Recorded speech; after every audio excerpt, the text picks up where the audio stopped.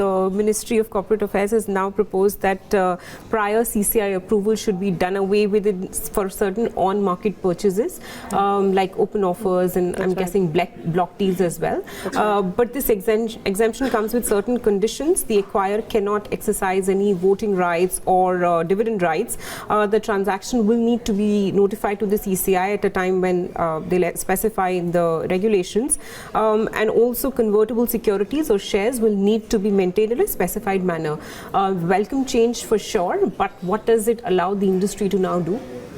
I think it addresses exactly the sort of deals you mentioned, which is block transactions. It also, I think, opens the doors for stock building, which in the past, as you know, has been penalized by the Commission. That you do acquisitions in tranches, as a build-up. It's not really an acquisition in tranches, but you could build up your stock, trade in it, and then on the side also decide that you'd like to make more of investment, maybe through a negotiated purchase.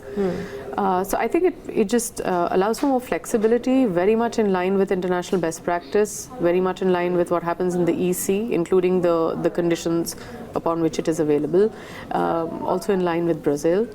And if I'm not mistaken, also Japan. So I think very business friendly, very good for private equity. Yeah, because presently on-market purchases, as I understand, difficult because if you do notify to the CCI, you lose the price advantage. The opportunistic price advantage that you are entitled to under securities laws. Can you give me an insight into what these conditions could probably spell out if and when this becomes law and CCI decides to, further put out the rules on this? Right. So basically, what it means is, and one could talk about how the modalities will work, but the obvious thing one thinks of is maybe an escrowing of the shares and the shareholding, and your agreement to specify that the rights will only be exercised, be they economic or voting rights, will only be exercised once the CCI has cleared the transaction. So what the Commission is saying is, go ahead and do that trade or the series of trades. When you're ready to report it, let me know.